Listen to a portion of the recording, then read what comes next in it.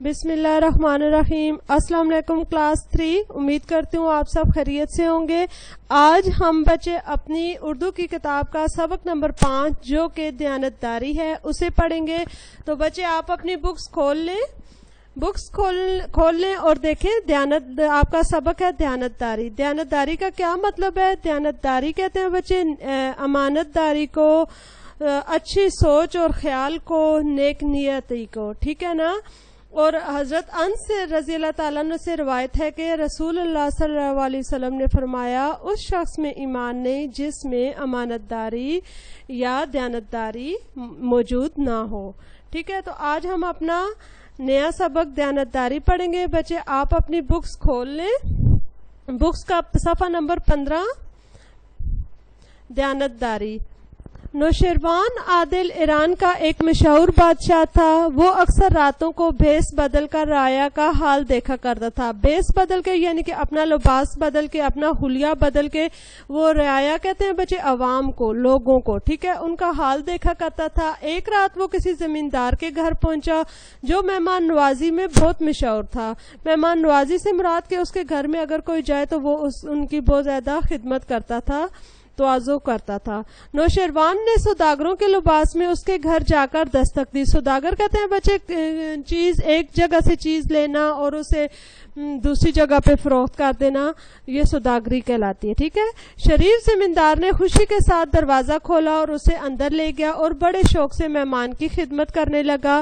اسے کھانا کھلایا، بستر دے کر چارپائی پر سلایا، غرض بہت دیر تک خدمت کرتا رہا. جب صبح بادشاہ نے چلنے کی تیاری کی تو زمیندار نے ناشتہ لا کر اس سے پوچھا کسی اور چیز کی خواہش ہو تو فرما دیجئے تاکہ وہ بھی حاضر ہو جائے. بادشاہ دیکھ چکا تھا کہ اس شخص کے مکان کے ساتھ پختہ انگوروں کا ایک عمدہ باغ موجود تھا. پختہ انگور کہتے ہیں بچے پکے ہوئے انگور، اور عمدہ باغ یعنی خوبصورت باغ موجود تھا. مگر اس نے نہ رات کو انگور کھلائے اور نہ اب. اس لیے کہہ دیا مجھے انگور پسند ہیں، ہو سکے تو وہ بھی منگوا لیجئے. یہ سن کر زمیندار نے اپنے لڑکے سے کہا تم فلاں زمیندار کے پاس جاؤ اور میرا سلام دے کر کہو 1-2 سیر پختہ انگور ادھار دے دیجئے. 1-2 سیر سے مراد بچے 1 یا 2 کلو سے ہے. ٹھیک ہے. بادشاہ نے پوچھا آپ نے اپنے باغ میں سے انگور کیوں نہیں منگوائے؟ زمیندار نے کہا ابھی سرکاری آدمی انہیں دیکھ کر سرکاری حصہ نہیں لے گیا. جب تک وہ اپنا حق نہ لے جائے میرے لیے ایک دانہ بھی کھانا یا کھلانا جائز نہیں. بادشاہ تو اس کے برتاؤ سے پہلے ہی خوش تھا. اب یہ ایمانداری اور دیانتداری جو دیکھی تو اور بھی خوش ہو گیا اور باغ کا اور ہمیشہ کے لیے باغ کا مالیہ بالکل معاف کر دیا. مالیہ کہتے ہیں بچے ایک ٹیکس ہوتا ہے. ٹھیک ہے، جو گورنمنٹ موصول کرتی ہے.